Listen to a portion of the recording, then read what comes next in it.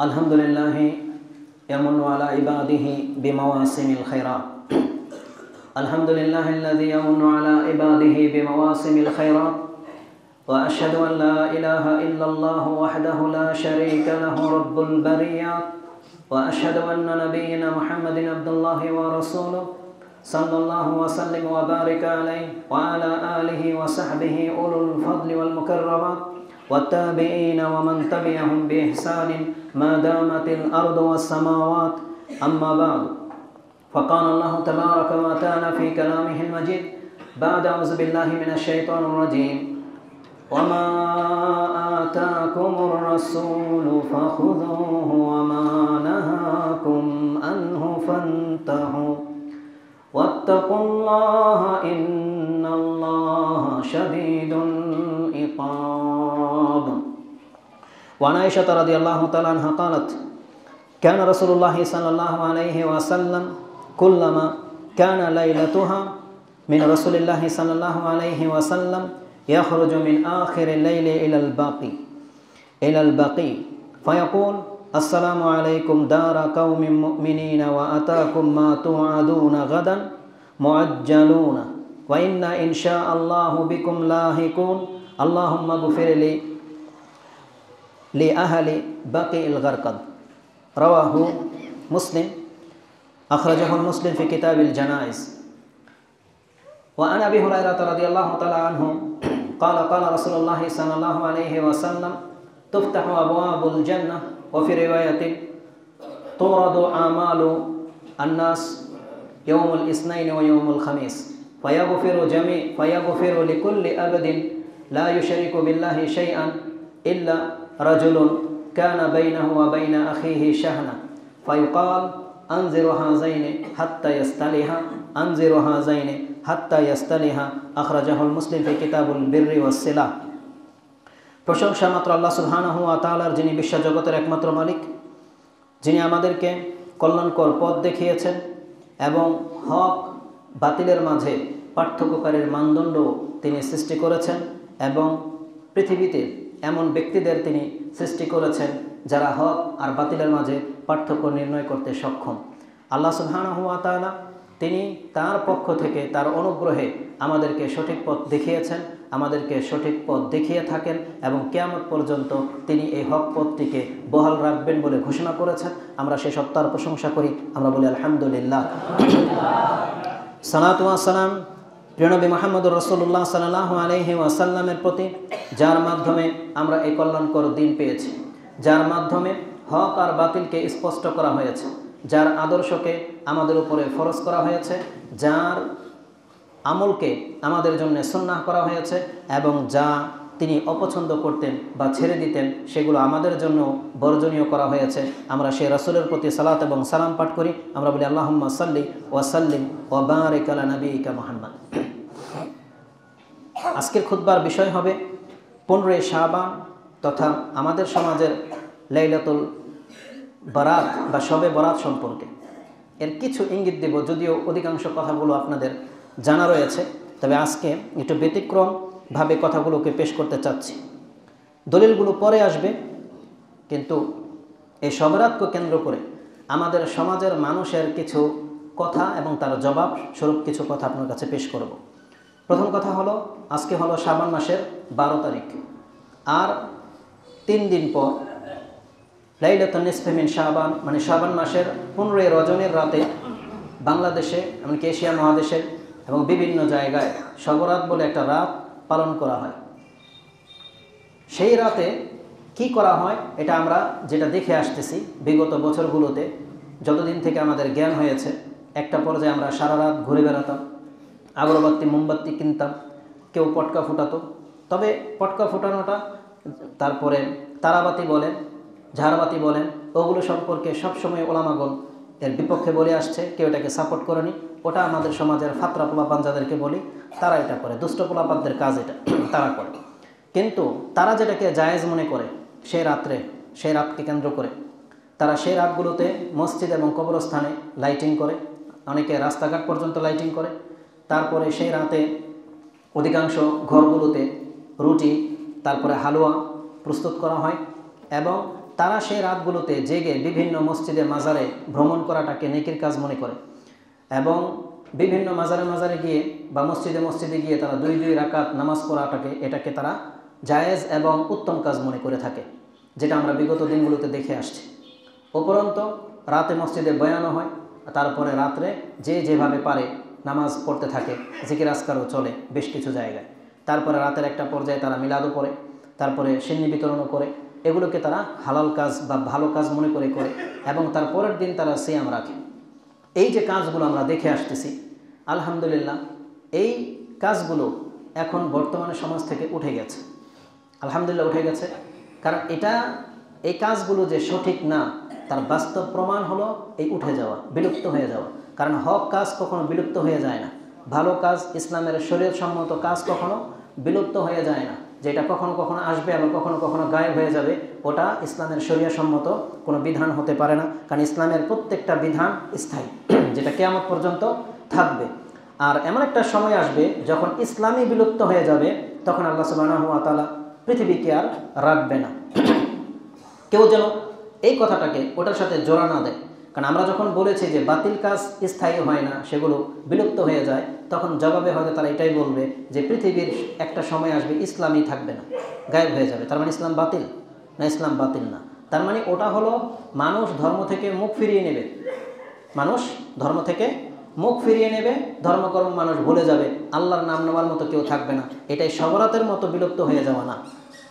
সবরাত বিলুপ্ত হয়ে গেছে কিন্তু মুসলিমরা কিন্তু বিলুপ্ত হয়নি, তাই না? আর ইসলাম যখন বিলুপ্ত হয়ে যাবে তখন কিন্তু মুসলমানরা বাকি থাকবে না। মুসলিমরা না থাকার কারণে ইসলাম বিলুপ্ত হয়ে যাবে, কিন্তু বর্তমানে মুসলিমরা বেঁচে আছে কিন্তু সবরাত কিন্তু নাই। তার মানে এটা বোঝাতে চেয়েছি যে যেটা কখনো কখনো আঞ্চলিক ভিত্তিতে বাতিলের ভিত্তিতে আসে, একটা না একটা পর্যায়ে আল্লাহ সুবহানাহু ওয়া তাআলা সেটাকে নিশ্চিহ্ন করে দেন, এটাই বোঝাতে চেয়েছি। তো সবরাতকে কেন্দ্র করে এই যে কবরস্থানে জিয়ারত করতে যাওয়া, লাইটিং করা, এই সম্পর্কে হানাফি মাযহাবের একটা কিতাব থেকে 2-1টি কথা আমি আপনাকে শোনাই। কবর জিয়ারত করা, একটা বড় মোটা কিতাব পেলাম, চিত্রসহ ধারাবাহিক নামাজ শিক্ষা। এটা প্রায় ঘরে আছে দেখবেন, চিত্রসহ ধারাবাহিক নামাজ শিক্ষা, এতটা বড়। সম্ভবত এটা আশরাফ আলী থানভী রাহিমাহুল্লাহ ওনার নামে হয়তো ছাপা হয়েছে। এটা সবাই তার কিতাব হিসেবে জানে, আশরাফ আলী থানভীর এত মোটা একটা বই, নামাজের চিত্রসহ বই।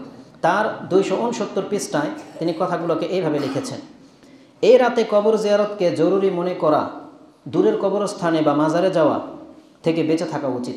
তার মানে নিজে এখন বলতেছেন দূরের মাজারে যাওয়া, দূরের কবরস্থানে যাওয়া বা মসজিদে যাওয়া, তা থেকে বেঁচে থাকতে হবে। সাথে একজন বুজুর্গের নাম নিয়ে তিনি দলিল স্বরূপ এভাবে বলেছেন, সেই বুজুর্গের নাম হচ্ছে মুফতি মোহাম্মদ শফি রাহিমাহুল্লাহ। মুফতি মোহাম্মদ শফি তার বরাত দিয়ে তিনি উল্লেখ করে বলেন, তিনি বলেছেন জীবনে কোনো এক শবে বরাতে একবার কবর জিয়ারত করলেই হয়। কেননা রাসূল সাল্লাল্লাহু আলাইহি ওয়াসাল্লাম জীবনে একবার কোনো এক শবে বরাতের কবর জিয়ারত করেছিলেন। অতএব প্রতি শবে বরাতে কবরস্থানে যাওয়াকে জরুরি মনে করলে তা সীমা বহির্ভূত কাজ হবে। তাহলে হানাফি সমাজের বিজ্ঞ আলেম যারা, তারা কিতাব লিখেছেন, তার একটা কিতাব হচ্ছে বললাম চিত্রসহ নামাজের ধারাবাহিকতা। তাতে তিনি কবর জিয়ারত প্রমাণ করে আয়েশা রাদিয়াল্লাহু তাআলা আনহার সেই হাদিস এনেছেন, যেটা একটু পরে বলবো। সেই হাদিস দিয়ে দলিল দিয়েছেন। আবার পরে তাদের আরেকজন বড় ইমাম মুফতি মোহাম্মদ শফি রাহিমাহুল্লাহ তার বরাত দিয়ে বলেছেন যে জীবনে কোনো এক শবরাতে কবর জিয়ারত করলে সুন্নত আদায় হয়ে যাবে।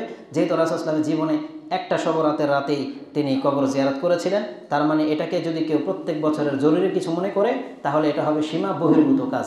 তার মানে আমাদের সমাজের হানাফি আলেমরা যারা প্রত্যেক বছর কবর জিয়ারতের সিস্টেম করে, লাইটিং করে, এটা তারা কি করেছে? তাহলে সীমা বহির্ভূত কাজ করেছে। এটা হচ্ছে তাদের আলেমদের দৃষ্টিভঙ্গি থেকে আমি আপনাকে পেশ করলাম। পৃষ্ঠা নাম্বার হচ্ছে 269। আমরা যদি এর জবাব দিই, কীভাবে দেব? আমাদের জবাবটা হবে, প্রথমত আয়েশা রাদিয়াল্লাহু তাআলা আনহা থেকে যে হাদিসটি তারা পেশ করে থাকে যে রাসূলুল্লাহ সাল্লাল্লাহু আলাইহি ওয়াসাল্লামকে আমি একদিন হারিয়ে ফেললাম, তাহলে কথা যখন এই পর্যন্ত আসছে তাহলে হাদিসটা দিয়ে শুরু করি। হাদিসটা আসছে ইবনে মাজাতে, হাদিস নাম্বার হচ্ছে 1389, 1389 ইবনে মাজাতে, মুসনাদে আহমদে 16018, আর তিরমিজিতে আসছে 739। মিশকাতে আপনি দ্বিতীয় খণ্ডে পেয়ে যাবেন সালাতের অধ্যায় 37 নম্বর পর্বে 1299-তে। হাদিস হলো আয়েশা রাদিয়াল্লাহু তাআলা আনহা তিনি বলেন, কালাত ফাকাত্তু মানে লস, আমি হারিয়ে ফেলেছি, রাসূলুল্লাহি সাল্লাল্লাহু আলাইহি ওয়াসাল্লাম লাইলাতান একদিন রাতে, ফাখারাজতু আতলুবুহু ফাইজা হুয়া বিল বাকি, আমি তাকে খুঁজতে বের হলাম এবং তাকে গিয়ে আমি বাকি কবরস্থানে গিয়ে পেয়ে গেলাম। রাফিউন রাসাহু ইলা সামা, তখন তার মাথাটা আকাশের দিকে এভাবে উঁচু হয়েছিল। ফাকালা আকুন্তি তাখাফিনা আইয়াহিফ আল্লাহু ওয়া রাসূল, তার মানে রাসূল সাল্লাল্লাহু আলাইহি ওয়াসাল্লাম ঘটনাটা শর্ট করে দেওয়া হয়েছে। রাসূল সাল্লাল্লাহু আলাইহি ওয়াসাল্লাম তার পেছনে পেছনে এসে ঘরে তাকে বললেন যে তুমি কেন গিয়েছিলে, বা তুমি কি ভয় পাও যে আল্লাহ এবং তার রাসূল তোমার সাথে খেয়ানত করবে বা জুলুম করবে তোমার উপরে?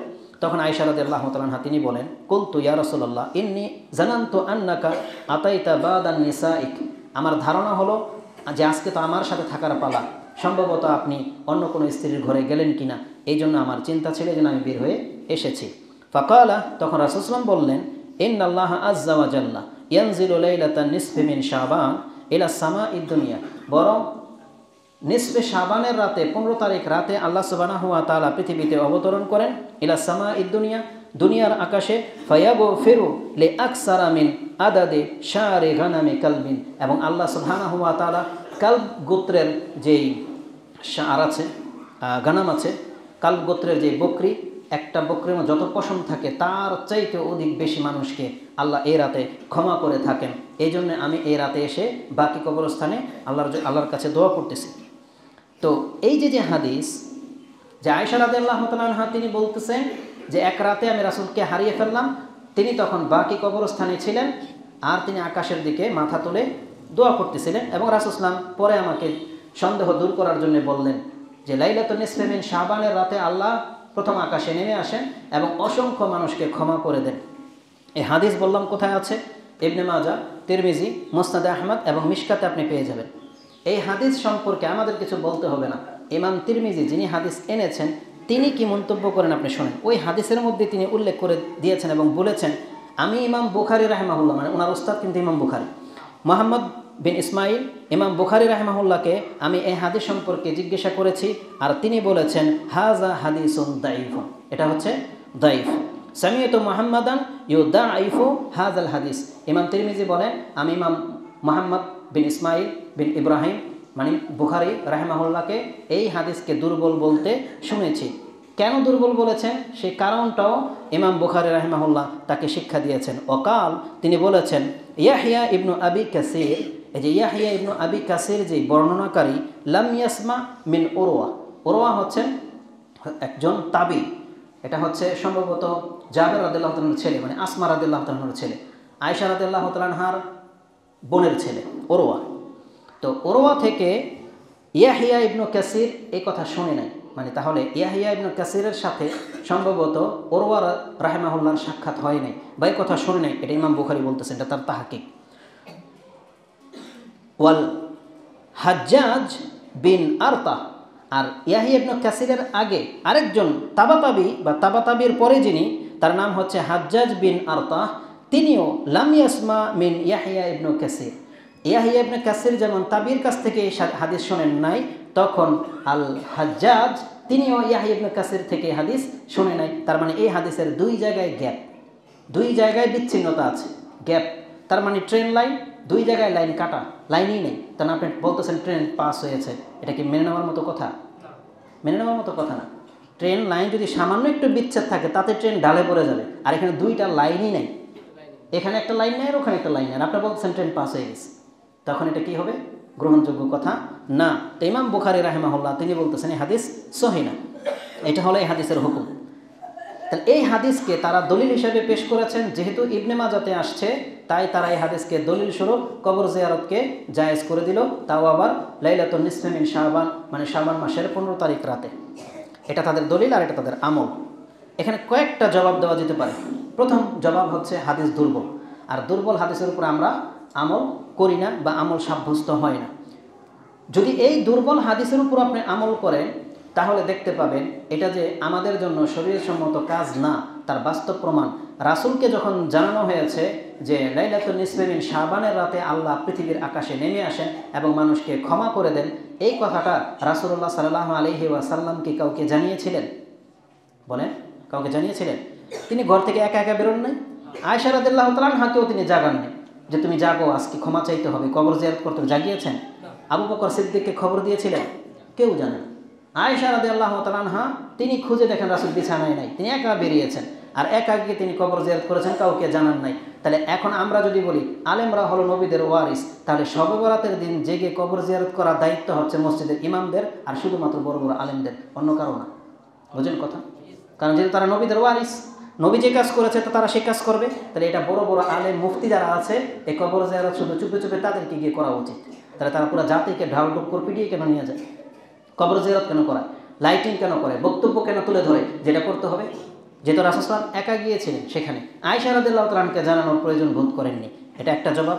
দ্বিতীয় জবাব হলো, এই হাদিস যে দুর্বল এবং এটা যে একটা মুনকার হাদিসও হতে পারে, কেননা যেই হাদিস সহিহ হাদিসের খেলাফ চলে যায় ওটা মুনকারের পর্যায়ে পড়ে যায়, মানে প্রত্যাখ্যানযোগ্য হাদিস। আর মুনকারের হাদিসের আওতায় পড়বে কিসের ভিত্তিতে? এই আয়েশা রাদিয়াল্লাহু তাআলা আনহা থেকে আরেকটা হাদিস আমি আপনাকে বলে দিই, যেটা ইমাম মুসলিম কোট করেছেন। হাদিস যদি মুসলিমে থাকে তাহলে তার মান কি এটা তো আপনার কম বেশি জানার কথা। তা আয়েশা রাদিয়াল্লাহু তাআলা আনহা থেকে ইমাম মুসলিম যে হাদিসটা কোট করেছেন, আন্নাহা কালাত কানা রাসূলুল্লাহ সাল্লাল্লাহু আলাইহি ওয়াসাল্লাম কুল্লামা কানা লাইলাতুহা মিন রাসূলিল্লাহ সাল্লাল্লাহু আলাইহি ওয়াসাল্লাম ইয়াখরুজু মিন আখিরিল লাইলি ইলাল বাকি। রাসূলুল্লাহ সাল্লাল্লাহু আলাইহি ওয়াসাল্লামের জীবনের যতগুলো রাত আমার দিনে পড়েছে, অন্যান্য স্ত্রীদের বেলায় কি ঘটে এটা তিনি জানেন না, কারণ আমার সাথে যেটা ঘটবে ওটাই আমি জানবো। তা আয়েশা রাদিয়াল্লাহু তাআলা আনহা তিনি বলতেছেন, আমার সাথে যে রাতগুলো রাসূল সাল্লামের পালা পড়তো, সময় হতো, সেই রাতগুলোতে আমি দেখেছি তিনি প্রত্যেক ওই রাতে, মানে যেই দিন তিনি আমার ঘরে থাকতেন আমি দেখেছি, সেই দিন রাতের শেষ অংশে তিনি প্রত্যেক দিনই ওই বাকি কবরস্থানে যেতেন। মানে যেই দিনগুলোতে রাসূল সাল্লামের পালা পড়তো আয়েশা রাদিয়াল্লাহু তাআলা আনহার সাথে, তিনি বলতেন আমার সাথে থাকার সময় আমি দেখেছি প্রত্যেক রাতেই রাসূল সাল্লাম রাতের শেষ অংশে তিনি বাকি কবরস্থানে যেতেন। ফায়াকুল, এবং তিনি বলতেন আসসালামু আলাইকুম দারা কওমিল মুমিনিনা। তার মানে কবর জিয়ারতের যে দোয়া, কবরবাসীকে সালাম দেওয়া, এটা রাসূল সাল্লাল্লাহু আলাইহি ওয়াসাল্লাম করতেন। আতাকুম মা তুআদুনা গাদান মুআজ্জালান, তোমাদের সাথে যে ওয়াদা করা হয়েছিল তোমরা সেই ওয়াদা পেয়ে গেছো, তার মানে তোমরা কবরে ঢুকে গেছো, এটা প্রত্যেকের সাথে ওয়াদা ছিল। ওয়া ইন্না ইনশাআল্লাহু বিকুম লাহিকুন, আর খুব শীঘ্রই ইনশাআল্লাহ আমরাও তোমাদের সাথে মিলিত হব।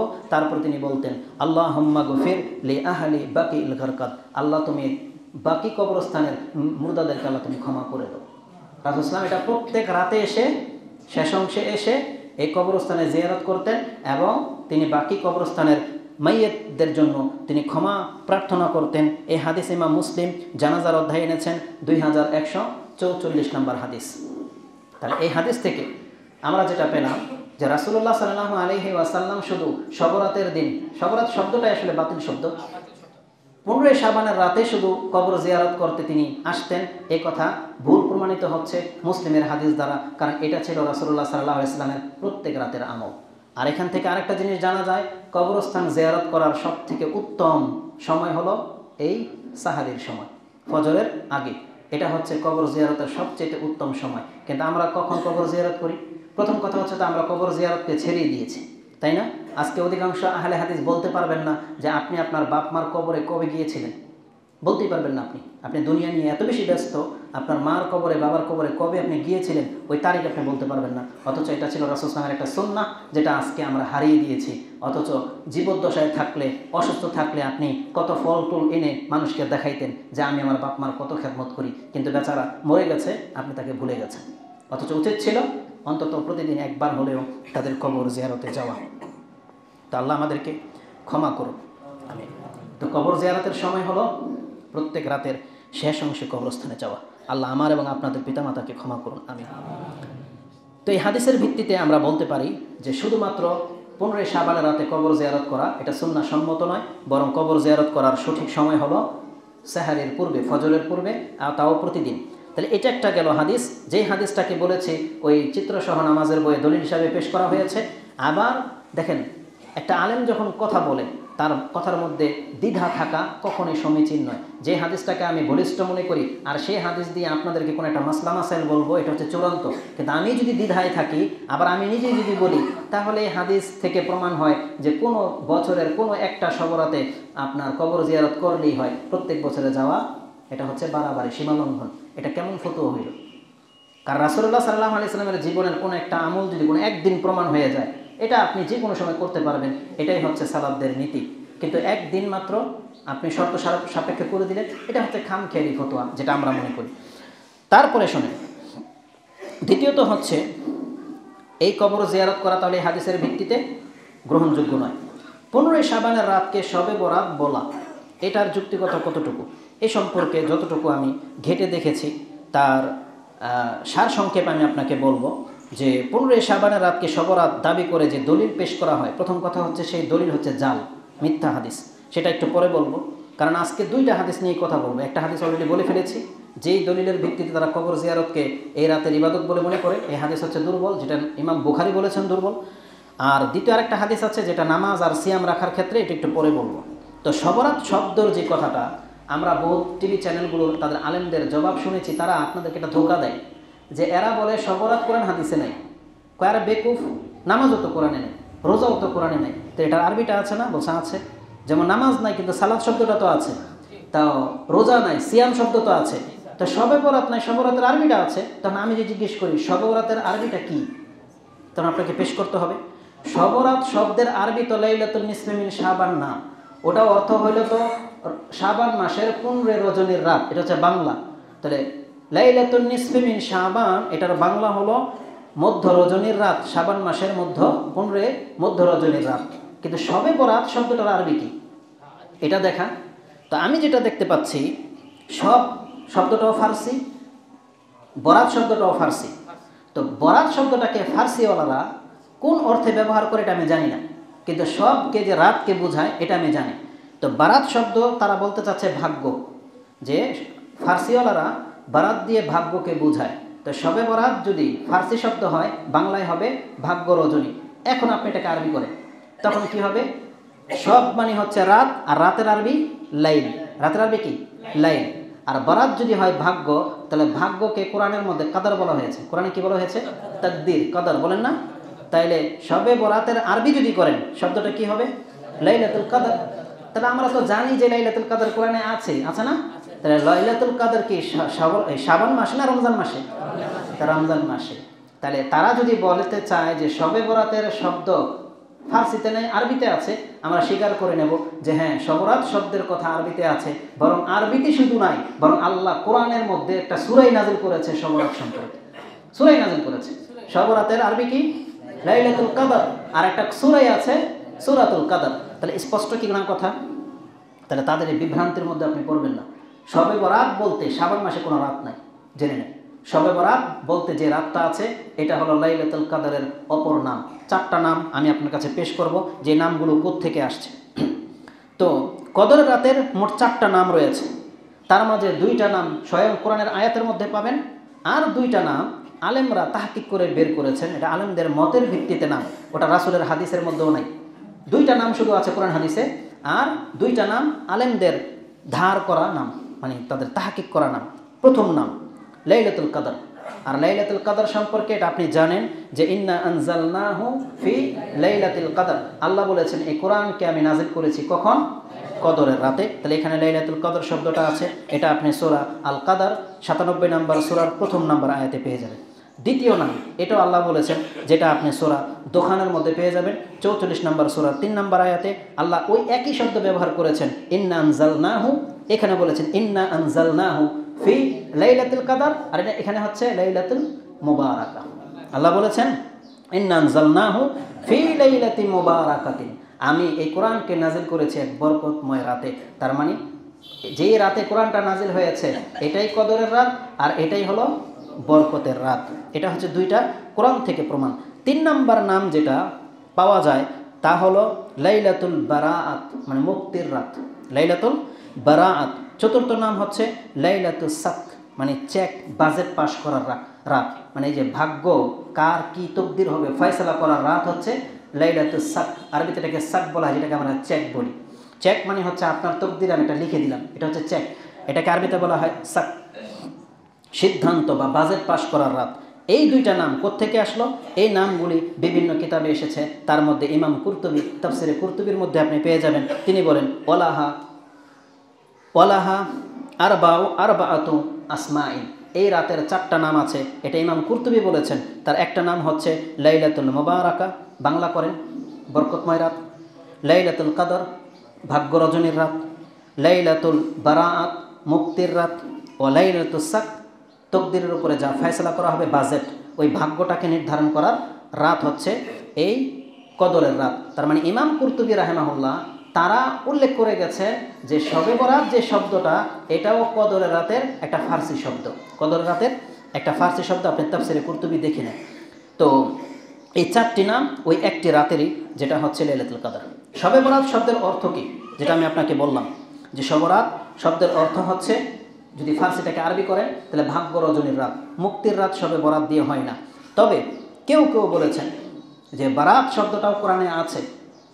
বারাত যে শব্দটা কোরআনে আছে ওখানে মুক্তির অর্থেও ব্যবহার হয়েছে, আবার সম্পর্ক ছেদ করার অর্থেও ব্যবহার হয়েছে। যেমন কোরআনে সূরা তাওবার প্রথম আয়াত, 9 নম্বর সূরার প্রথম আয়াত, আল্লাহ বলেছেন বারাআতুম মিনাল্লাহি ওয়া রাসূলিহি ইলা আখিরিল আয়াত, যে আল্লাহ এবং তার রাসূল সম্পর্ক ছেদের ঘোষণা করলেন। কাদের কাছ থেকে? মিনাল মুশরিকিন, মুশরিকদের কাছ থেকে। মানে মুশরিকদের সাথে আল্লাহ এবং তার রাসূলের কোনো সম্পর্ক নাই। এখানে আল্লাহ ওই বারাআতুন বলেছেন, তাদের সাথে আমাদের কোনো সম্পর্ক নাই। তাহলে এই বারাত শব্দটা হলো সম্পর্ক ছেদের রাত। তাহলে লাইলাতুল বারাত, শবে বরাত যদি আপনি নামকরণ করেন, তাহলে এই রাত্রে কিসের সাথে সম্পর্ক ছেদ করবেন আপনি? কার সাথে? যদি এমনটা বলা হয় দুনিয়ার সাথে সম্পর্ক ছেদ করার রাত, তাহলে সেই ক্ষেত্রে প্রযোজ্য হতে পারে যে আমরা দুনিয়ার থেকে সম্পর্ক ছেদ করে এই রাত্রে আমরা আল্লাহর সাথে সম্পর্ক জড়ব, এই জন্য এই রাতের নাম শবে বরাত। এটা তাদের থিঙ্কিংয়ে হইতে পারে। তাহলে বারাত শব্দটা এখান থেকে এসেছে। কোরআনে আরেকটা সূরার মধ্যে বারাত শব্দটা পাওয়া যায়, যেটা সূরা আল কামার 54 নম্বর সূরাতে 43 নম্বর আয়াতে পেয়ে যাবেন, যেখানে আল্লাহ কাফেরদের সম্পর্কে, মক্কার মুশরিকদেরকে বলতেছেন, এই মক্কার মুশরিকরা ঈমান কেন আনে না? এরা নিজেদেরকে কি ওই আগের জাতির চাইতে বেশি সম্মানিত মনে করে? মানে ইহুদি নাসারাদের চাইতে বেশি সম্মানিত মক্কার লোকেরা? নাকি কিতাবের মধ্যে আমি আল্লাহ এটা ফয়সালা করে দিয়েছি যে যারা ইব্রাহিমের ধর্মের দাবিদার হবে তারা মূর্তি পূজা করলেও তাদেরকে আমি ছেড়ে দেব, এটা কি কোনো কিতাবে লেখা আছে? আল্লাহ এইভাবে বলছেন। তার মানে আজকে আমাদের অধিকাংশ মুসলিমদেরকে এই কথা শুনতে হবে, যারা সালাত আদায় করেন না, যারা কবর মাজার নিয়ে ব্যবসা করেন ব্যস্ত, আপনি জেনে নেন আল্লাহ কিতাবে লেখা দেয় নেই যে আপনি শুধু মুহাম্মাদের উম্মত দাবি করলে আপনাকে মুক্তি দিয়ে দেওয়া হবে, আর আপনি নামাজ পড়েন বা না পড়েন, মাজারে যান বা না যান, এমন কোনো চুক্তি আল্লাহ আপনার সাথে করে নেই। আল্লাহ সুবহানাহু ওয়া তাআলা বলেছেন ইসলাম যে পালন করবে সেই সে কেবল নাজাত পাবে। মুসলমানের ঘরে জন্ম হওয়া, উম্মতে মুহাম্মাদি হয়ে যাওয়া, এটা আপনার নাজাতের মাপকাঠি না। তো এই কথাটি আল্লাহ সুবহানাহু ওয়া তাআলা বলেছেন আকুফারুকুম খায়রুম মিন উলাইকুম, এই কুফাররা কি আগের যুগের মানুষের চেয়ে বেশি শ্রেষ্ঠ ছিল? আম লাকুম বারাআতুন ফিজ জুবুর, নাকি কিতাবের মধ্যে তাদেরকে মুক্তি করে দেওয়ার আমি ঘোষণা করে দিয়েছি। তাহলে আল্লাহ এখানে মুক্তি শব্দে বারাত শব্দটা এনেছেন। তাহলে এইখান থেকে যদি তারা শব্দ নিয়ে থাকে যে এই জন্য এই রাতকে লাইলাতুল বারাত বলা হয়, কেন? কারণ হাদিসে আছে ইন্নাল্লাহা লা ইয়াত্তালিউ ফায়াগফিরু লিজামিই খালকিহি ইল্লা লিমুশরিকিন আও মুশাহিনিন। এই হাদিসটা হাসান পর্যায়ে রয়েছে, যদিও এই হাদিসের সনদ দুর্বল, কিন্তু বিভিন্ন সনদে আসার কারণে নাসিরউদ্দিন আলবানী এবং ইমাম ইবনে তাইমিয়া রাহিমাহুল্লাহ তারা বলেছেন এই হাদিস গ্রহণযোগ্য। তার মানে গ্রহণ করা যেতে পারে যে এই রাত্রে আল্লাহ সমস্ত সৃষ্টিকে মাফ করে দেন, কেবল মুশরিক আর হিংসুক বা বিদ্বেষীদেরকে ছাড়া। তাহলে যেহেতু আল্লাহ মুক্ত করে দেন, সেই জন্য আমরা এই রাতকে মুক্তির রাত বলতেই পারি। এটা হচ্ছে তাদের দলিল বা যুক্তি, যে এই রাতকে আমরা মুক্তির রাত বলতেই পারি। এই হাদিসটারও একটা জবাব আপনাকে আমি দেব। তো প্রথম কথা হচ্ছে যে এই শব্দের ভিত্তিতে লাইলাতুল বারাত নামকরণ করা হয়নি, বরং এখানে ভিন্ন শব্দে এসেছে। শবে বরাত শব্দটা মূলত হচ্ছে ফার্সির বরাত, আর কোরআনে ব্যবহৃত এই বারাত এক শব্দ না। কোরআনের এই বারাত মানে হচ্ছে মুক্তি, আর ফার্সিতে বারাত মানে হচ্ছে ভাগ্য। এই দুটা পার্থক্য আছে, জেনে নেন। তো আরবি ভাষায় যদি আপনি ট্রান্সলেট করেন তাহলে ঘুরে ফিরে লাইলাতুল কদরই প্রাধান্য পেয়ে যাচ্ছে। এর আরেকটা জবাব শুনেন। জানিয়ে দিই যে এই রাতকে বরকতময় প্রমাণ করার জন্য কোরআনের আয়াতকে তারা যে ভুল ব্যাখ্যা করে তার একটা জবাব আমি আপনাকে দিই। ওই যে বললাম চিত্রসহ ধারাবাহিক নামাজ শিক্ষা, এই ইমাম কি করেছে দেখেন, কি খেয়ানত করেছে। সে সূরা দুখানের সে আয়াত এনে বলতেছেন হামিম অল কিতাবিল মুবিন ইন্না আনজালনাহু ফি লাইলাতিন মুবারাকা। এই আয়াত এনে তিনি বলতেছেন এ মাসের অনেক বরকত ও ফজিলত রয়েছে। তিনি লিখতেছেন এই মাসের অনেক বরকত ও ফজিলত রয়েছে। এটা পেয়ে যাবেন আপনি 301 নম্বর পৃষ্ঠায় শাবান মাসের ফজিলতের অধ্যায়ে। 301 নম্বর পৃষ্ঠা শাবান মাসের ফজিলত, যে এই রাতের অনেক বরকত ও ফজিলত রয়েছে এ কথা বলে তিনি দলিল দিচ্ছেন কোরআনের এই আয়াত, ইন্না আনজালনাহু ফি লাইলাতি মুবারাকা ইন্না কুন্না মুনজিরিন। এই আয়াত তিনি এখানে দলিল হিসেবে এনেছেন। এরপর তিনি নিজেই অর্থ করতেছেন, নিশ্চয়ই আমি একে একে বলে ব্রেকেটে আবার লিখছেন কোরআনকে, আমি লিখিনি, উনি নিজেই লিখছেন। নিশ্চয়ই আমি একে মানে এই কোরআনকে নাজিল করেছি এক বরকতময় রাতে, বুঝেন, এক বরকতময় রাতে নাজিল করেছি, এবং নিশ্চয়ই আমি হলাম সতর্ককারী। এটা তার ট্রান্সলেট, তিনি নিজে যে এই আয়াতটা যে বুঝেছেন স্পষ্ট, তার প্রমাণ হলো এটা। এই আয়াত দিয়ে প্রমাণ পেশ করা হয়েছে যে এই রাতে বরকত নাজিল করা হয়। আস্তাগফিরুল্লাহ ওয়া তাওবা ইলাইহি। বলেন তো দেখি আমি কেমন হইলাম? আমি আপনাকে এখন একটা আয়াত পেশ করলাম, আমি বললাম এই কোরআনটা নাজিল হয়েছে বরকতময় রাতে। এখন এই কথা আমি ট্রান্সলেট করলাম, তার মানে এখানে যে কোরআনকে বোঝানো হয়েছে এটা আমি জানলাম, তাই না? আমি জানলাম এটা কোরআনে নাজিল হওয়ার রাত। সেই আমি কি করে এই আয়াতকে আবার শাবান মাসে দলিল দিতে পারি? অথচ আমার তো এই জ্ঞানও থাকার কথা যে কোরআন তো শাবান মাসে নাজিল হয়নি, কোরআন তো নাজিল হয়েছে কোন মাসে? রমজান মাসে। তাই যারা এত বড় বড় আলেম, এত মোটা বই লিখেছে, নিশ্চয়ই তার কাছে তো এই জ্ঞান অবশ্যই আছে যে কোরআন নাজিল হয়েছে রমজান মাসে, নাই? তাহলে এখানে স্পষ্ট, সে নিজেও ব্যাখ্যা করেছে, এখানে উদ্দেশ্য কিন্তু কোরআন। সে তার নিজের মতটাকে টিকানোর জন্য, মাযহাবকে বাঁচানোর জন্য কোরআন শব্দ তর্জমা করার পরেও তিনি আবার ওই শুধু লাইলাতুল মুবারাকা শব্দটাকে শবরাতের মধ্যে লাগিয়ে দিয়েছেন। অথচ স্পষ্ট এখানে যে কোরআন নাজিল হওয়ার কথা চলতেছে, এই আয়াতগুলো হচ্ছে কোরআন নাজিল হওয়ার ঘটনার প্রেক্ষিতে, অথচ এটা শবরাতের আয়াত কিভাবে হয়? এটা তো হচ্ছে শবে কদরের আয়াত। তো এই হচ্ছে তাদের অবস্থা, যে তারা এইভাবে মানুষকে ভুল বুঝিয়ে থাকে। তো আল্লাহ সুবহানাহু ওয়া তাআলা আমাদেরকে জানিয়ে দিয়েছেন ইন্না আনজালনাহু ফি লাইলাতুল কদর, সেটা হচ্ছে রমজান মাসের একটা রাত। এবং আল্লাহ নিজেও জানিয়ে দিয়েছেন, হতে পারে একটা আয়াত কোনো ব্যক্তির মানে নজর থেকে সরে যেতে পারে কিতাব লেখার সময়, এজন্য আমরা তাদেরকে স্মরণ করিয়ে দিতে চাই, যদি এটা আমাদের শ্রোতারা সবাই জানে যে কোরআন নাজিল হয়েছে রমজান মাস, নাকি জানেন না? তাহলে রমজান মাসে কোরআন নাজিল হয়েছে। আল্লাহ সুবহানাহু ওয়া তাআলা সূরা বাকারার 185 নম্বর আয়াতে বলে দিয়েছেন, শাহরু রমাদান আল্লাযী উনজিলা ফীহিল কুরআন, কোরআন নাজিল হয়েছে রমজান মাসে। আমাদের একজন পীর আছে আমাদের অঞ্চলে, নারায়ণগঞ্জের ফেমাস, তার নাম তো নেব না। তার বক্তব্যের মধ্যে শবে বরাতকে প্রতিষ্ঠিত করার জন্য ইকরিমা রাহিমাহুল্লাহর বরাত দিয়ে বলতেছে যে একটা মত আছে, ইকরিমা রাহিমাহুল্লাহ বলেছে কোরআন নাজিল হয়েছে শবরাতে। বুঝেন, সে এত বড় একজন পীর, সে তার মতকে ঠিকানোর জন্য সে ইকরিমা রাহিমাহুল্লাহর উক্তি দিয়ে নিজে পাশ কেটে চলে যেতে চেয়েছে, মানে ঝড় বৃষ্টি যেন ইকরিমার উপরে পড়ে। কিন্তু সে কতটা মিথ্যার আশ্রয় নিয়েছে আমি আপনাকে দেখাই। ইকরিমা রাহিমাহুল্লাহ থেকে এই একটা মত তাফসীরকারগণ উল্লেখ করেছেন। উল্লেখ করে তাফসীরকারগণ নিজেরাই কি বলেছেন এটা একটু শুনেন, যে কে কি বলেছে। ইকরিমা রাহিমাহুল্লাহ সম্পর্কে যে কথাটা বলা হয়, তার কথাটা উল্লেখ করে প্রত্যেক ইমাম সম্মানের সাথে সেটাকে রিজেক্ট করে দিয়েছেন। এবং তারা যেভাবে বলেছেন দেখেন, যে একটা মত আছে যে ইকরিমা রাহিমাহুল্লাহ থেকে যে কোরআন নাজিল হয়েছে শাবান মাসে 15 শাবানের রাতে, এটা বলে দিয়ে ইমাম কুরতুবী নিজেই বলতেছেন যে এই কথাটা সত্যের খেলাফ, এটাকে সত্য বলে মানে গ্রহণ করা যাবে না, বরং তা সত্য থেকে অনেক দূরে, সত্য থেকে অনেক দূরে। কেননা মহান আল্লাহ কোরআনে তো আমাদেরকে জানিয়েছেন শাহরু রমাদান আল্লাযী উনজিলা ফীহিল কোরআন, কারণ আল্লাহ নিজেই জানিয়েছে রমজান মাসে কোরআন নাজিল হয়েছে, এটা আমাদের সবার জানা। তাহলে সেই ক্ষেত্রে আমাদের কোনো একজন ইমাম ভুল করতেই পারে। তাহলে ইকরিমা যদি বলেও থাকে যে এটা শাবান মাসে নাজিল হয়েছে, তাহলে সম্মানের সাথে আমরা বলবো এটা তার মিস্টেক হয়েছে। আর প্রথম কথা আমরা বলবো এটা ইকরিমা রাহিমাহুল্লাহর নামে মিথ্যাও প্রচার হইতে পারে, মিথ্যাও প্রচার হইতে পারে, ব্যতিক্রম কিছু না। তবে যদি তার থেকে প্রমাণিত হয়ে থাকে তাহলে আমরা বলবো যে এটা একটা ভুল ব্যাখ্যা করা হয়েছে। তো কেউ কেউ মতভেদ করেছেন যা বা ব্যাখ্যা করেছেন এই নাজিল হওয়া দ্বারা দুইটা উদ্দেশ্য হতে পারে। একটা উদ্দেশ্য হলো আল্লাহ সুবহানাহু ওয়া তাআলা লৌহে মাহফুজ থেকে নাজিল করেছেন বাইতুল ইজ্জাতে প্রথম আকাশে, সেই নাজিল হওয়ার কথাটা তিনি হয়তো বলেছেন, এটা হইতে পারে, এই ব্যাখ্যা তারা করেছেন। এই ইখতিলাফ যদি নেওয়া যায় এটা গ্রহণযোগ্য কথা। সেটা কোন রাতে, সেটা কি রমজান মাসে হয়েছিল কিনা নাকি সেটা শাবান মাসে হয়েছিল, এটা নিয়ে আপনি ইখতিলাফ করতেই পারেন, এটা বড় কোনো ইস্যু না। কিন্তু ওখানেও ইখতিলাফের কোনো সুযোগ রাখা হয় নাই, কারণ আব্দুল্লাহ ইবনে আব্বাস রাদিয়াল্লাহু তাআলা আনহুমা তার থেকে এটা স্পষ্ট যে ওই যে লৌহে মাহফুজ থেকে যে প্রথম কোরআনটা পুরো কপি বাইতুল ইজ্জাতে যে রাখা হয়েছিল ওটাই ছিল লাইলাতুল কদর, ওটাই ছিল রমজান মাসে। পরবর্তীতে দুনিয়াতে আল্লাহ যখন খুশি তখন 23 বছরে এই কোরআনটাকে নাজিল করেছেন। তো কালা কাতাদা ওয়াইবনু জাইয়েদ আনজালাল্লাহুল কুরআনা কুল্লাহ ফি লাইলাতিল কদরি মিন উম্মিল কিতাব ইলা বাইতিল ইজ্জা। তার মানে এই যে কথাটা, এটাই হলো সঠিক যে আল্লাহ সুবহানাহু ওয়া তাআলা উম্মুল কিতাব থেকে কোরআনটাকে বাইতুল ইজ্জাতে নাজিল করেছিলেন, সেটাই ছিল কদরের রাতের নাজিল করা। ইমাম কুরতুবী রাহিমাহুল্লাহ বলেন ওয়া লাইলাতুল মুবারাকা লাইলাতুল কদর।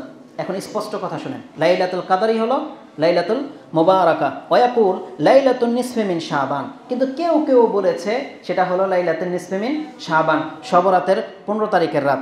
এটা বলে দিয়ে ইমাম কুরতুবী রাহিমাহুল্লাহ বলেন তবে কেউ কেউ বলেছে এটা শ্রাবণ মাসের মধ্য রজনী। এটা বলার পর তিনি বলেন বরং এই রাতের 4টা নাম আছে, যেই 4টা নাম একটু আগে বলেছি। এটা বলার পর তিনি ওয়াকালা ইকরিমা লাইলাতুল মুবারাকা হুয়া হা হুন্না লাইলাতুন নিসফি মিন শাবান। এটা বলার পরে তিনি বললেন ওয়াল আউয়ালু আসাহহু, এই শব্দটা মনে রাখেন, ওয়াল আউয়ালু আসাহহু। যারা বলে ইকরিমা রাহিমাহুল্লাহ বলেছেন শবে বরাত রাতে কোরআন নাজিল হয়েছে, সে তারপরের শব্দটাকে চুরি করেছে। কোনো না কোনো ইমাম ইকরিমা রাহিমাহুল্লাহর উক্তিটা এনেছেন। যেমন আমি আজকে আপনার কাছে ইমাম ইকরিমা রাহিমাহুল্লাহর উক্তিটা পেশ করলাম যে ইমাম ইকরিমা রাহিমাহুল্লাহ বলেছেন কোরআন নাজিল হয়েছে শবে বরাতের রাতে। আমি কথাটা পেলাম কোথায়? কুরতুবী। কিন্তু ইমাম কুরতুবী যেই কথাটা বলেছেন ওটাও তো আমার উপরে দায়িত্ব যেটা আমি আপনাকে শুনিয়ে দিই। যেটা ইমাম কুরতুবী নিজে কথাটা এনেছেন এবং এনে তিনি বলতেছেন ওয়াল আউয়ালু আসাহহু, প্রথম কথাটাই বেশি সঠিক। তার মানে প্রথম কথা কি? কোরআন নাজিল হয়েছে কোন মাসে? রমজান মাসে। তাহলে যারা বলেছে কোরআন নাজিল হয়েছে রমজান মাসে তাদের কথাটাই বেশি সঠিক। এই জন্য ইকরিমার কথাটাকে কিন্তু তিনি ছেড়ে দিলেন, যে কথাটা সঠিক না। কেন? তার কাছে দলিল আছে যে শাহরু রমাদান আল্লাযী উনজিলা ফীহিল কোরআন। এটা হচ্ছে জবাব। ইমাম ইবনে কাসির রাহিমাহুল্লাহ কি করেছেন দেখেন। ইমাম ইবনে কাসির রাহিমাহুল্লাহ বলেন ইয়াকুলু তাআলা মুখবিরান আনিল কোরআনিল আজিম, কোরআন সম্পর্কে আল্লাহ আমাদেরকে যে সংবাদ দিয়েছেন ইন্নাহু আনজালাহু ফি লাইলাতিল মুবারাকা, আল্লাহ সেটা এক বরকতময় রাতে নাজিল করেছেন, ওয়া হিয়া লাইলাতুল কদর, আর এটাই হলো লাইলাতুল কদর। এটা হচ্ছে ইমাম ইবনে কাসির রাহিমাহুল্লাহ। কামা কালা তাআলা, যেমন আল্লাহ বলেছেন ইন্না আনজালনাহু ফি লাইলাতিল কদর, তেমনি আল্লাহ বলেছেন ইন্না আনজালনাহু ফি লাইলাতিল মুবারাকা ওয়া হিয়া কামা কালা আল্লাহু শাহরু রমাদান আল্লাযী উনজিলা ফীহিল কোরআন। এটা পুরো ব্যাখ্যাটা ইমাম ইবনে কাসির আপনাকে বুঝিয়ে দিলেন। এটা বলার পরে তিনি বলতেছেন ওমান কালা, আর যে বলে ইন্নাহা লাইলাতুন নিসফি মিন শাবান, যে এটা হলো শবে বরাতের রাত, তখন তিনি বলেন ফাকাদে আবা আদাল নাজা, সেই ব্যক্তি হক থেকে অনেক দূরে। যেই ব্যক্তি বলবে যে কোরআন নাজিল হয়েছে শবে বরাতের রাতে 15 শাবানের রাতে, সে হক থেকে অনেক দূরে। কত ভদ্র ভাষায় এটাকে ছুঁড়ে ফেলে দিলেন কথাটা, তাই না? কিন্তু এই পীরের তো এটা উচিত ছিল ইকরিমার কথা বলার পরে যে ইমাম ইবনে কাসির বলছে এটা সঠিক না, এটা বলা উচিত ছিল, কিন্তু এটা বলে নাই। বুঝছেন? এরা হচ্ছে এই জাতের জাতি। ফাইন্না নাসাল কোরআন আন্না ফি রমাদান, কেননা এটা কেন হকের খেলাফ? কারণ যেখানে স্বয়ং কোরআনের মধ্যে আল্লাহ বলে দিয়েছে কোরআন নাজিল হয়েছে রমজান মাসে। অতএব আর কোনো দ্বিধাদ্বন্দ্বের মধ্যে আপনারা ভুগবেন না। তবে আমাদের মেসেজ থাকবে, যখন প্রমাণ হয়ে যাবে আপনাদের এই পীরগুলো, আপনাদের মাযহাবের হুজুরগুলো কোরআনের আয়াত নিয়ে অপব্যাখ্যা করে এবং মিথ্যা প্রমাণিত যখন হয়ে যাবে, আপনার উপর এটা ফরজ দায়িত্ব তাদের প্রত্যেকটাকে ছুঁড়ে ফেলে দেওয়া। এটা আপনাদের প্রত্যেকের ফরজ দায়িত্ব। তাদেরকে আপনার জীবন থেকে ছুঁড়ে ফেলে দিতে হবে। তারপরেও যদি তাদের কাছ থেকে আপনি মাসলা মাসাইল গ্রহণ করেন, তাহলে জেনে নেন এই শবরাতের মতোই বিভিন্ন মাসলার মধ্যে আপনাকে ভুল পথে পরিচালিত করবে। এটা আমাদের সুস্পষ্ট দাবি। কারণ আমরা আপনাদেরকে এই সমস্ত গুমরাহি থেকে আল্লাহর দিকে ফিরে আসতে বলতেছি, কোরআন এবং সুন্নাহর দিকে আপনাদেরকে আহ্বান জানাই। কারণ আমাদের আলেমরা প্রত্যেকটা হাদিসকে তারা তাহাকিক করে তারপর আপনাদের কাছে পেশ করে। যখনই কোনো বাড়াবাড়ি, যখনই কোনো এমন কোনো কিছু আমাদের চোখে পড়ে, তখনই কিন্তু আপনাদেরকে সতর্ক সাবধান করা হয়ে থাকে। তাহলে এটা ছিল আমার কাছে খোলাসা। অনেক লম্বা চূড়া কথা আছে, আমি সেদিকে যাব না। সর্বশেষ ওই আরেকটা হাদিস নিয়ে বলে দিই, যে হাদিস সম্পর্কে তারা হালুয়া রুটি বানানোর আবিষ্কার করেছে, রাত জেগে নামাজ পড়ে এবং দিনে তারা সিয়াম পালন করে, সেই হাদিসটা সম্পর্কে একটু আপনাকে বলে দিই। বহুল প্রচলিত হাদিস এটা, যেটা দুঃখজনক ব্যাপার হলো সত্ত্বেও আমার বাড়ি কোথায় এটা তো অনেকেই জানেন, লক্ষণখোলা। আমি যখন সৌদি আরব থেকে এসেছি আর যখন মসজিদের ইমামকে বললাম শবে বরাত পালন করা জায়েজ নাই, ইমাম ইবনে মাজার মধ্যে যে হাদিসটা আছে এটা জাল হাদিস, উনি আমাকে বললেন যে আপনি প্রমাণ দেন। আমি তখন বাংলা তর্জমা করা ইবনে মাজা একটা কিনে নিয়ে আসলাম, তাকে দিলাম। তিনি নিয়ে গিয়ে এটা চাষারার সবচেয়ে বড় ইমাম, আপনাদের কি যেন আল্লামা ওনার নাম, চাষারা মসজিদের ডিআইটি আব্দুল্লাহ আউয়াল, আর তার নামের সাথে আর কি যেন, উনি আমাদের ওই ঈদগাহের মধ্যে সব বছরের ইমাম, ঈদের নামাজ পড়ান। এই ওনার কাছে এই কিতাবটা নিয়ে যাওয়া হয়েছে এবং দেখিয়েছে যে আমাদের সমাজের একটা ছেলে আসছে এবং বলতেছে শবে বরাত জায়েজ নাই, দলিল স্বরূপ ইবনে মাজার এই হাদিস নিয়ে আসছে, আর ইমাম ইবনে মাজার হাদিসের তাহকিকে তো নিচে জাল লেখা আছে, তো এটার ব্যাপারটা কি? তখন তিনি বলতেছেন একে বলবেন যেন বাড়াবাড়ি না করে, এটা যেমনি আছে এমনি রেখে দিতে বলেন, বুঝছেন? এটা নিয়ে যেন বাড়াবাড়ি না করে, বলছে যেমনি আছে এমনি রেখে দিতে বলেন, যা চলতেছে চলো। এটা যদি হয় আপনাদের বড় ইমামদের অবস্থা, তাহলে বাকিদের অবস্থা কি হবে? আর ওই ব্যক্তি এখনো জীবিত আছে, আল্লাহ সাক্ষী, যদি এই ঘটনা ঘটে থাকে প্রমাণ চান তাহলে তাকে আমার সামনে নিয়ে আসতে হবে, সেই যে কথা বলেছিল, বুঝলেন? তাহলে এই হচ্ছে আমাদের সমাজের অবস্থা। জেনে শুনেও এটাকে জাতির কাছে তারা পেশ করে না, অথচ স্পষ্ট বলে দিলে জাতিকে তাকে খেয়ে ফেলবে, জাতি তাকে খেয়ে ফেলবে না, বরং সম্মানের সাথে দেখবে যে না এতদিন ভুল ছিল, আমাদের হুজুর এখন জেনে আমাদেরকে সতর্ক সাবধান করে দিলেন যেটা ভুল। কিন্তু তাদের লজ্জা হয় না যে মানুষ এটাকে নিয়ে নিন্দা করবে, আমি মানুষের কাছে ছোট হয়ে যাব, তাও লজ্জা পায় না যে আহলে হাদিসের ভালো জ্ঞানীরা আমাকে ধরে ফেলবে, তাও তারা এদের মানে কোনো ভ্রুক্ষেপ করে না, শুধুমাত্র শ্রোতাদের কারণে, শুধুমাত্র নাজ নেয়াজ, ওই রাতের কিছু মিলাদ পড়ানো হয়, ওই রাতের কিছু নজর নেয়াজ আসে, সেটার জন্য তারা এটাকে ছাড়তে চাচ্ছে না। এটা হাদিস সহিহ নয়। হাদিস আলী রাদিয়াল্লাহু তাআলা আনহু থেকে বর্ণনা করা হয়েছে, কালা কালা রাসূলুল্লাহ সাল্লাল্লাহু আলাইহি ওয়াসাল্লাম, ইযা কানাতিল লাইলাতুন নিসফি মিন শাবান ফাকুমু লাইলাহা ওয়া সুমু নাহারাহা ফাইন্নাল্লাহা ইয়ানজিলু ফিহা গুরুবিশ শামসি ইলা সামাঈদ দুনিয়া। কারণ আল্লাহ সুবহানাহু ওয়া তাআলা এই রাতের সূর্য ডুবে গেলেই আল্লাহ সুবহানাহু ওয়া তাআলা সন্ধ্যা থেকেই প্রথম আকাশে নেমে আসেন, ফায়াকুলু এবং বলেন, আলা মিন মুস্তাগফিরিন, আছো কেউ ক্ষমা চাওয়ার, লি আমার কাছে, ফাআগফিরু লাহু আমি তাকে ক্ষমা করব, আলা মুস্তারজুকিন আছো কেউ রিজিক তলব করবা, ফাআরজুকাহু, আলা মুবতালান আছো কেউ বিপদগ্রস্ত, ফাআফিয়াহু আমি তাকে মুক্ত করে দেব, আলা কাজা আছো কি এরকম বিপদগ্রস্ত কেউ, এভাবে আল্লাহ ডাকতে থাকেন। এটা ইমাম ইবনু মাজাহ তিনি এককভাবে হাদিসটাকে এনেছেন, তার কিতাবের মধ্যে এটা আছে, যেটা 1388 নম্বর আয়াতে পেয়ে যাবেন। এর তাহাকিকে নাসিরুদ্দিন আলবানী বলেছেন দাইফুন জিদ্দান, অত্যন্ত দুর্বল, মারাত্মক দুর্বল হাদিস এটা। এমন আরেক বর্ণনা আসছে জাল মওদু, এই হাদিস হচ্ছে বানোয়াট জাল হাদিস। কেননা এর অনেকগুলো ত্রুটি আছে, তার মধ্যে একটা হলো ইমাম আব্দুল্লাহ ইবনে মুবারক রাহিমাহুল্লাহকে জিজ্ঞাসা করা হয়েছিল এই হাদিস সম্পর্কে, তিনি বলতেছেন ইয়া দাইফ, এটা তো দুর্বল হাদিস। এটা বলার পরে তিনি বলতেছেন লাইলাতুন নিসফি মিন শাবান ওয়াহদা, শুধু আল্লাহ ওই এক রাত্রি নাজিল কেন হবেন, বরং আমাদের কাছে তো স্পষ্ট সহিহ হাদিস রয়েছে যে আল্লাহ প্রত্যেক রাতের শেষ অংশে পৃথিবীতে নেমে আসেন। এটা ইমাম আব্দুল্লাহ ইবনে মুবারকের উক্তি, তিনি তখন এই হাদিস তিনি স্মরণ করে দিয়েছেন। আর ওই হাদিসটা আমি আপনাকে শুনিয়ে দিই, এটা ইমাম মুসলিম এবং ইমাম বুখারী রাহিমাহুল্লাহ উল্লেখ করেছেন 1657 মুসলিমে, বুখারীতে হাদিসটি 7494 রয়েছে। আবু হুরায়রা রাদিয়াল্লাহু তাআলা আনহু তার বর্ণনাকারী, কালা ইয়ানজিলু রাব্বুনা তাবারাকা ওয়া তাআলা কুল্লা লাইলাতিন ইলা সামাঈদ দুনিয়া, এতটুকু যথেষ্ট যে আল্লাহ প্রত্যেক রাতেই পৃথিবীর আকাশে নেমে আসেন। তাহলে বুখারী মুসলিমের হাদিসে আছে প্রত্যেক রাতে, আর ওই হাদিসের মধ্যে আছে শুধু শবে বরাতের 15 তারিখের রাতে। এই জন্য বুখারী এবং মুসলিমের হাদিসের উপরে ভিত্তি করে আমরা বলতে পারি হাদিস সঠিক পর্যায়ে পৌঁছেনি। আরেকটা কথা আমি আপনাকে বলে দিই, যেই হাদিসগুলোতে হাসান বলা হয়েছে ইবনে হিব্বানে আছে, তারপরে ইবনে মাজাতে আছে, যে আল্লাহ সুবহানাহু ওয়া তাআলা শ্রাবণ মাসের মধ্য রজনীর রাতে আল্লাহ সুবহানাহু ওয়া তাআলা পৃথিবীবাসীর দিকে তাকান এবং সবাইকে ক্ষমা করে দেন, শুধু মুশরিক আর যারা শত্রুতা রাখে তাদেরকে ক্ষমা করা হয় না। আমি আপনাদেরকে বলবো, এটার কারণে যদি সেই রাত্রে আপনাকে জেগে থাকতে হয়, এটার কারণে যদি সেই দিনে আপনাকে সিয়াম রাখতে হয় আর হালুয়ার রুটি বানাতে হয়, আমি আপনাকে মুসলিম থেকে একটা হাদিস শোনাই, দেখবে এবার আপনাদের আমল কেমন গড়ায়। ইমাম মুসলিম রাহিমাহুল্লাহ তিনি তার 46 নম্বর অধ্যায়ের 11 নম্বর পর্বে, যেখানে জুলুম করা হারাম, সম্পর্ক ছিন্ন করা হারাম, সেই অধ্যায়ের মধ্যে একটা হাদিস এনেছেন, যতটা আমার মনে আছে হাদিস 6434 থেকে নিয়ে 40, এই প্রত্যেকটা হাদিস পড়েন এই মর্মে রয়েছে। 6434, 35, 36, 37, 38, 39, 40 এই হাদিসগুলো পড়েন। এতে যে হাদিসটা আছে যে রাসূলুল্লাহ সাল্লাল্লাহু আলাইহি ওয়াসাল্লাম তিনি বলেন তুফতাহু আবওয়াবুল জান্নাহ, আর আকাশের দরজাগুলো খুলে দেওয়া হয়। তুফতাহু আবওয়াবুস সামা, এই বর্ণনায় আছে তুরাদু আমালুন নাস ইয়াউমাল ইসনাইনি ওয়া ইয়াউমাল খামিস, সপ্তাহে 2 দিন আকাশের দরজা খুলে যায়, জান্নাতের দরজা খুলে যায়, পৃথিবীবাসীর আমল আল্লাহর কাছে পেশ করা হয়। ফায়াগফিরু লিকুল্লি আবদিন লা ইউশরিকু বিল্লাহি শাইআন, আল্লাহ তার প্রত্যেকটা মুওয়াহিদ তাওহীদবাদী বান্দাকে ক্ষমা করে দেন যারা আল্লাহর সাথে শিরিক করে না। প্রত্যেক 2 দিন, সোমবার আর বৃহস্পতিবার, প্রত্যেক 2 সপ্তাহে 2 দিন যারা শিরিক করে না, নিঃসন্দেহে বলতে পারি আহলে হাদিসরা শিরিক করে না, নাকি করে? তাহলে যারা আহলে হাদিস, যারা কোরআন সুন্নাহর দাবিদারী, যারা তাওহীদবাদী, যারা শিরিক করেন, এক কথায় আপনি জেনে নেন আপনার মর্যাদা হলো আল্লাহর পক্ষ থেকে সপ্তাহে 2 দিন আপনাকে ক্ষমা করে দেন, 2 দিন। কিন্তু আপনাদের মধ্যেও এক শ্রেণীর মানুষ ক্ষমা পাবে না। ইল্লা রাজুলুন কানা বাইনাহু ওয়া বাইনা আখিহি শাহনা, যে তার ভাইয়ের সাথে শত্রুতা রাখে, সে তার ভাইয়ের সাথে দ্বন্দ্ব বিভিন্ন জায়গা সম্পত্তি নিয়ে, ভাগ বাটোয়ারা নিয়ে, কোনো না কোনো কারণে দ্বন্দ্ব, পাওনা দেনা নিয়ে। আল্লাহ শুধু বলেন আনজিরু হাযাইন হাত্তা ইয়াস্তালিহা, এই 2 ব্যক্তিকে ছেড়ে দাও, এদেরকে ক্ষমা করবা না, হাত্তা ইয়াস্তালিহা, যতক্ষণ পর্যন্ত সে তার ভাই মীমাংসায় না আসতেছে। মীমাংসা হয়ে গেলেই ক্ষমা পেয়ে যাবে।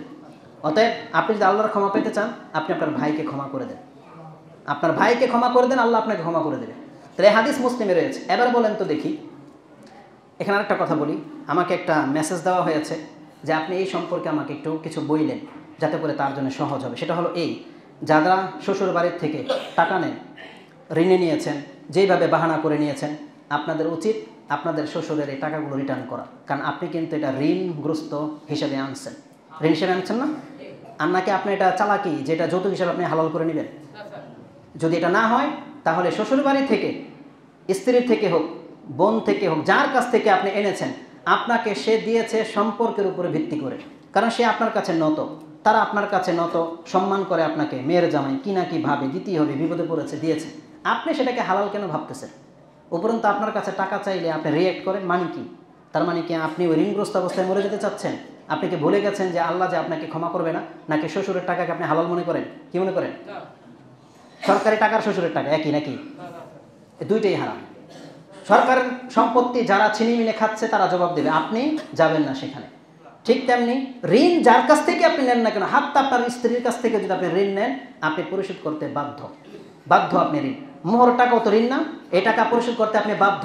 নাহলে আল্লাহকে আপনি আপনার ওই যে বড় ভাইয়ের মতো আর নিজের দলের নেতার মতো ভাববেন না যে আল্লাহ আপনার চেহারার দিকে তাকায় আপনাকে মাফ করে দেবে। ঋণের পাপ কারো মাফ হবে না, জেনে নেন। যেখানে আল্লাহ সুবহানাহু ওয়া তাআলা শহীদদের সমস্ত পাপ মাফ করে দেন, ইল্লা দাইন বলা হয়েছে, একমাত্র ঋণের পাপ মাফ হয় না শহীদদের পর্যন্ত। অতএব আপনি শুধু আহলে হাদিস হয়েই মাপ পেয়ে যাবেন, এত সহজ ভাববেন না দুনিয়াটাকে। তো কথা হচ্ছে যে আল্লাহ সুবহানাহু ওয়া তাআলা প্রত্যেক সোমবার আর বৃহস্পতিবার দিন ক্ষমা করে দেন। এবার বলেন তো, তাহলে যেই হুজুররা এটা জানলো যে শবে বরাতের রাতে আল্লাহ তাকায় এবং সবাইকে ক্ষমা করে দেয়, এই জন্য আমাদের দায়িত্ব নামাজ পড়ার, রোজা রাখা, তাহলে সোমবার দিন বৃহস্পতিবার দিন কেন করেন না? কেন সেই রাত জাগেন না? কেন তখন আর হালুয়া রুটি বানান না? কেন মসজিদ লাইটিং হয় না? অথচ হাদিস তো মুসলিমের। কি মনে করেন? হাদিস মুসলিমের, সেটা আপনার কাছে প্রাধান্য পাচ্ছে না, কিন্তু আপনার মাযহাবের ভিত্তিতে হাদিস দুর্বল হোক, জাল হোক, আপনার কথাতে কোনো মাথা ব্যথা নেই। এটা কেমন শরীয়ত আপনাদের? না, এই জন্য আমাদের মুসলিম ভাইদেরকে আমরা বলবো, কোরআন এবং সুন্নাহর দিকে ফিরে আসেন। আকুলু লিকাউলি হাযা আস্তাগফিরুল্লাহ লি ওয়া লাকুম ওয়া লিসাইরিল মুসলিমিন ফাস্তাগফিরু ইন্নাহু হুয়াল গফুরুর রহিম।